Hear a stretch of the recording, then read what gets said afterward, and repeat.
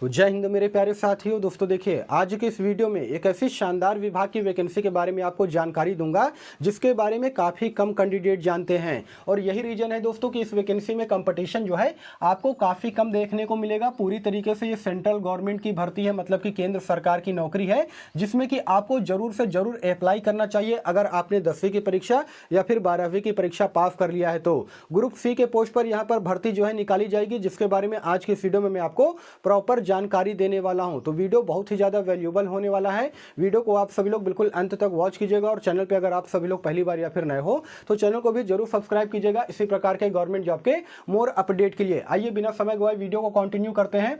सबसे पहले मैं आपको इस वैकेंसी का पॉइंट्स ऑफ बेनिफिट के बारे में बताऊंगा, यानी कि इस वैकेंसी की क्या खासियत है उसके बारे में जानकारी दूंगा और उसके बाद बताऊंगा कि किस विभाग में यह वैकेंसी जो है निकाली जाएगी। तो नंबर 1 की अगर मैं बात करूंगा दोस्तों, तो ये पूरी तरीके से परमानेंट सरकारी नौकरी है। यहाँ पर मैं किसी प्रकार का कोई भी कॉन्ट्रेक्चुअल बेस की भर्ती या फिर संविदा भर्ती के बारे में बात नहीं कर रहा हूं। पूरी तरीके से सेंट्रल गवर्नमेंट यानी कि केंद्र सरकार की ये भर्ती है। दूसरे नंबर की अगर मैं बात करूंगा तो इस वैकेंसी में कंपटीशन आपको काफी कम देखने को मिलेगा।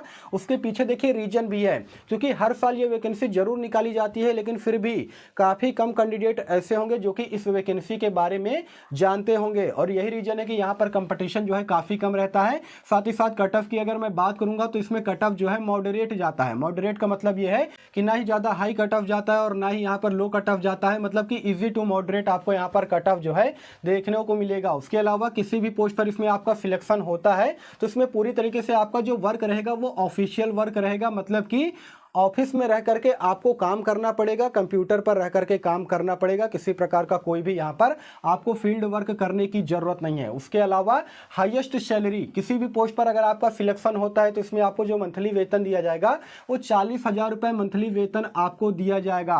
और चूंकि आप सभी लोग को मालूम है ये सेंट्रल गवर्नमेंट की भर्ती है, तो अगले साल से क्या होगा, जैसे ही 7वां वेतन आयोग लागू होगा ना, ये जो 40,000 रुपये वेतन आप देख रहे हो ना, ये 40,000 से बढ़ करके 60,000 मंथली वेतन आपको यहां पर दिया जाएगा। क्योंकि ये सेंट्रल गवर्नमेंट की भर्ती है, इसीलिए मैं आप सभी लोगों से कह रहा हूं कि इस वैकेंसी में आपको जरूर से जरूर अप्लाई करना चाहिए। 6वें नंबर की अगर मैं बात करूंगा तो इसमें किसी प्रकार का कोई भी इंटरव्यू नहीं होगा, ना ही कोई फिजिकल होगा। ज्यादातर कैंडिडेट ऐसे हैं जो कि इंटरव्यू और फिजिकल से काफी डरते हैं, तो आपको यहां पर डरने की कोई भी जरूरत नहीं है, क्योंकि यहां पर ना ही इंटरव्यू होगा और ना ही फिजिकल होगा। उसके अलावा 8वें नंबर की मैं बात करूंगा तो सिलेक्शन प्रोसेस बहुत ही फास्ट होगा। कहने का मतलब यह है कि 3 महीने के अंदर अंदर अगर आपको कोई सरकारी नौकरी चाहिए तो इस वैकेंसी में आपको आंख बंद करके फॉर्म अप्लाई करना चाहिए। उसके अलावा दोस्तों एक्स्ट्रा एज रिलैक्सेशन, देखिए काफी सारे कैंडिडेट ऐसे हो जाते हैं ना जो कि ओवर एज हो जाने की वजह से वे फॉर्म को अप्लाई नहीं कर पाते हैं, तो यहां पर आपको घबराने की जरूरत नहीं है। एक्स्ट्रा एज में छूट आपको दिया जाएगा,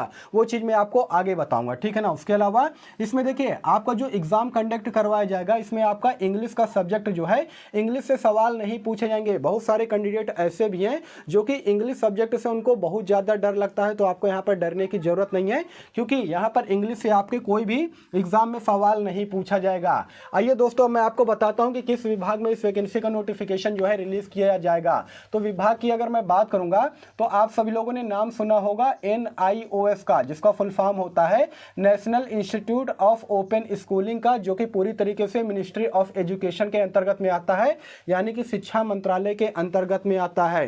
यह भारत सरकार का सबसे बड़ा इंस्टीट्यूट है, जो कि अलग अलग स्टेट में इसके कई सारे ब्रांच आपको देखने को मिल जाएगा। तो इसी विभाग में जो है इस वैकेंसी का नोटिफिकेशन बहुत जल्द आपको देखने को मिलेगा, जिसमें कि अलग अलग प्रकार के पोस्ट आपको देखने को मिलेगा, जैसे कि MTF जिसे हम लोग मल्टीटास्किंग स्टाफ के नाम से जानते हैं। उसके अलावा असिस्टेंट के पोस्ट पर भर्ती निकाली जाएगी।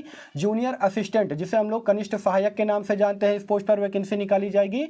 उसके अलावा स्टेनोग्राफर के पोस्ट भी शामिल रहेंगे। पूरी तरीके से ये जो चारों पोस्ट आप सभी लोग देख रहे हो, ये ग्रुप सी की भर्ती है, जिसमें कि ऑल इंडिया के मेल और फीमेल कैंडिडेट जो है इस वैकेंसी में अप्लाई कर सकते हैं अगर आपके पास क्वालिफिकेशन है तो। दोस्तों एज क्राइटेरिया की अगर मैं बात करूंगा ना, तो देखिए इसमें 18 साल से लेकर के सभी 27 साल तक के जो कैंडिडेट हैं वे फॉर्म को अप्लाई कर सकते हैं। लेकिन ये जो एज का क्राइटेरिया रखा गया है ये जनरल कैंडिडेट के लिए रखा गया है, मतलब कि यूआर कैंडिडेट के लिए रखा गया है। साथ ही साथ यहाँ पर आपको एज में रिलैक्सेशन यानी कि छूट भी दिया जाएगा। जैसे कि मान लीजिए कि अगर आप ओबीसी कैंडिडेट हो तो आपको यहाँ पर 3 साल का छूट दिया जाएगा, और एससी एसटी कैंडिडेट हैं तो आपको यहाँ पर टोटल 5 साल का एज में रिलैक्सेशन जो है दिया जाएगा। कहने का मतलब यह है कि ओबीसी के जो कैंडिडेट हैं वे 30 साल तक फॉर्म को अप्लाई कर सकते हैं, और सभी एससी एसटी कैंडिडेट जो है यहाँ पर 32 साल तक फॉर्म को अप्लाई कर सकते हैं। तो यहाँ पर ये बहुत ही अच्छा खासा एज में रिलैक्सेशन देखने को मिल रहा होगा, ठीक है ना। देखिए NIOS एक ऐसी संस्था है ना जिसके बारे में ज़्यादातर कैंडिडेट बिल्कुल भी नहीं जानते हैं,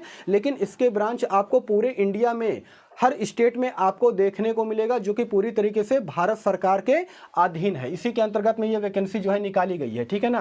क्वालिफिकेशन की अगर मैं बात करूंगा दोस्तों, तो अगर आप 10वीं पास हो तो भी इस वैकेंसी में अप्लाई कर सकते हो। उसके अलावा अगर आपने 12वीं की परीक्षा किसी भी बोर्ड से पास कर रखा है तो भी आप इस वैकेंसी में अप्लाई कर सकते हो। यहाँ पर परसेंटेज का कोई भी प्रॉब्लम नहीं है। देखिए जनरली तौर पे अगर मान लीजिए आप MTS के लिए अप्लाई करते हो तो अगर आप 10वीं पास हो तो मल्टीटास्किंग स्टाफ के पोस्ट के लिए अप्लाई कर सकते हो। उसके अलावा अगर मान लीजिए आपको असिस्टेंट, जूनियर असिस्टेंट या फिर स्टेनोग्राफर के पोस्ट के लिए अप्लाई करते हो तो इसके लिए क्वालिफिकेशन 12th पास मांगा जाता है। अगर आप 12वीं पास हो तो इन तीनों पोस्ट में से किसी भी पोस्ट के लिए यहाँ पर अप्लाई जो है कर सकते हो। उसके अलावा सिलेक्शन प्रोसेस की अगर मैं बात करूँगा दोस्तों, तो यहाँ पर देखिए कंप्यूटर बेस्ड टेस्ट होगा। सबसे पहले आपका रिटन एग्जाम होगा।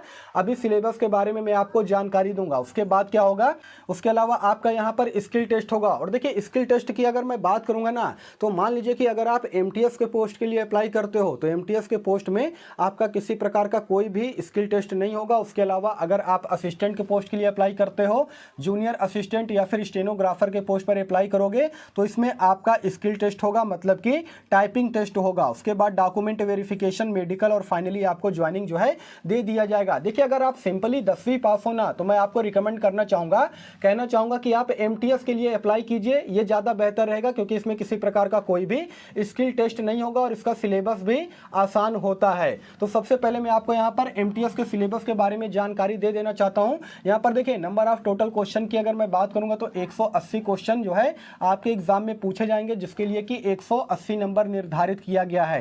एक क्वेश्चन जो होगा वो 1 नंबर का होगा, जिसके लिए कि 3 घंटे का समय आपको दिया जाएगा। और यहाँ पर निगेटिव मार्किंग भी 1/4 का आपका यहाँ पर नेगेटिव मार्किंग जो है रहने वाला है, ठीक है ना। कौन कौन से सब्जेक्ट से कितने क्वेश्चन पूछे जाएंगे सर ये बताइए। तो रीजनिंग की अगर मैं बात करूंगा तो रीजनिंग से आपके यहाँ पर 50 क्वेश्चन पूछे जाएंगे। उसके अलावा मैथ से 30 क्वेश्चन पूछे जाएंगे।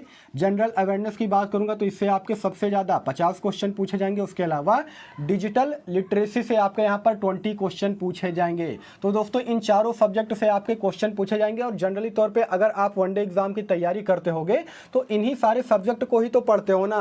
तो अगर सिंपल आप 10वीं पास हो तो MTS के लिए आप यहाँ पर अप्लाई कर सकते हो, ठीक है ना। उसके अलावा जूनियर असिस्टेंट और असिस्टेंट की सिलेबस की अगर मैं बात करूंगा तो यहाँ पर 180 क्वेश्चन पूछे जाएंगे, जिसके लिए कि 180 अंक जो है निर्धारित किया गया है। एक क्वेश्चन 1 नंबर का होगा, 3 घंटे का समय आपको दिया जाएगा और निगेटिव मार्किंग जो है यहाँ पर आपका 1/4 रहेगा। कौन कौन से सब्जेक्ट से कितने क्वेश्चन पूछे जाएंगे फिर, तो देखिए दोस्तों रीजनिंग की अगर मैं बात करूंगा तो रीजनिंग से 50 क्वेश्चन पूछे जाएंगे। उसके अलावा मैथ से 50 क्वेश्चन रहेगा। जनरल अवेयरनेस से 40 क्वेश्चन रहेगा। उसके अलावा हिंदी इंग्लिश की अगर मैं बात करूंगा तो ये ऑप्शनल होगा, जिसमें भी आपकी मर्जी हो उसमें आप यहाँ पर एग्जाम दे सकते हो। अगर हिंदी में कमांड अच्छा है तो हिंदी का सब्जेक्ट यहाँ पर आप चूज करके इसमें आप एग्जाम दे सकते हो। इससे आपके 20 क्वेश्चन पूछे जाएंगे। उसके अलावा ICT अवेयरनेस, जो कि पूरी तरीके से कंप्यूटर बेसिस यहाँ पर जो है आपसे सवाल पूछे जाएंगे। इसका फुल फॉर्म होता है इंफॉर्मेशन एंड कम्युनिकेशन टेक्नोलॉजी। इससे आपके 20 क्वेश्चन पूछे जाएंगे। दोस्तों देखिए इससे आपको घबराने की जरूरत नहीं है, ठीक है ना, क्योंकि कंप्यूटर के जो बेसिक क्वेश्चन रहते हैं ना उसी से संबंधित यहाँ पर क्वेश्चन आपसे पूछे जाएंगे। जैसे शॉर्ट कीज के बारे में पूछ लिया जाएगा, इनपुट आउटपुट के बारे में पूछ लिया जाएगा। तो बेसिकली जो कंप्यूटर का बेसिक क्वेश्चन होता है वही चीज इसमें ICT अवेयरनेस में आपसे पूछा जाएगा। उसके अलावा स्टेनोग्राफर के सिलेबस की अगर मैं बात करूंगा तो इसका PDF मैं डाल दूंगा अपने टेलीग्राम चैनल पर। वहां पर जा करके आप सभी लोग जो है स्टेनोग्राफर के सिलेबस को भी चेक कर सकते हो, ठीक है ना। अब रही बात कि सर ये बताइए कि इसका ऑनलाइन आवेदन कब से स्टार्ट होगा। तो देखिए दोस्तों इस वैकेंसी को लेकर के पूरी तरीके से सूचना जो है मिल चुकी है अप्रैल महीने में। जी हाँ दोस्तों, अप्रैल महीने में जो इस वैकेंसी का का नोटिफिकेशन पूरी तरीके से रिलीज कर दिया जाएगा और अप्रैल महीने में ही आप इस वैकेंसी में ऑनलाइन आवेदन जो है कर पाओगे। एग्जाम सेंटर की अगर मैं बात करूंगा तो ऑल इंडिया में कहीं भी आपका एग्जाम सेंटर जो है दिया जा सकता है। उसके अलावा जॉब लोकेशन की अगर मैं बात करूंगा तो ऑल इंडिया में कहीं भी आपको जॉब जो है दिया जा सकता है। बात कर लेते हैं इसके सैलरी की। तो देखिए, मान लीजिए कि अगर आपका सिलेक्शन एमटीएस के पोस्ट पर होता है तो इसमें आपको जो सैलरी दिया जाएगा वो 34,000 रुपये मंथली वेतन आपको जो है दिया जाएगा। उसके अलावा अदर अलाउंसेस भी आपको मिलेगा। उसके अलावा असिस्टेंट के पोस्ट पर अगर मान लीजिए आपका सिलेक्शन होता है तो इसमें 55,000 रुपये मंथली वेतन आपको दिया जाएगा। जूनियर असिस्टेंट के पोस्ट पर अगर आपका सिलेक्शन होता है तो इसमें आपको 40,000 रुपये मंथली वेतन दिया जाएगा। उसके अलावा स्टेनोग्राफर के पोस्ट में भी आपको 40,000 रुपये मंथली वेतन दिया जाएगा, क्योंकि ये पूरी तरीके से सेंट्रल गवर्नमेंट की भर्ती है, मतलब कि केंद्र सरकार की ये जो है नौकरी है। ठीक है ना। तो आई होप कि वीडियो आपको इंफॉर्मेटिव लगा होगा। देखिए, जैसे ही इस वैकेंसी का नोटिफिकेशन रिलीज किया जाएगा ना, वैसे ही मैं इस पर एक और सेपरेटेड वीडियो बना करके आपको जानकारी दूंगा। ठीक है ना। आपको घबराने की जरूरत बिल्कुल भी नहीं है और आपको इस वैकेंसी की तैयारी में अभी से लग जाना चाहिए, क्योंकि इससे अच्छा और शानदार मौका आपको बिल्कुल भी नहीं मिलेगा। बाकी इस अपडेट को लेकर के आपके मन में किसी प्रकार का कोई भी सवाल हो, कोई भी डाउट हो तो कमेंट सेक्शन खुला है, आप लोग कमेंट कीजिएगा। मैं उसका रिप्लाई देने का भी पूरा कोशिश करूंगा। बाकी फिर मिलूंगा किसी नेक्स्ट वीडियो में, तब तक के लिए धन्यवाद।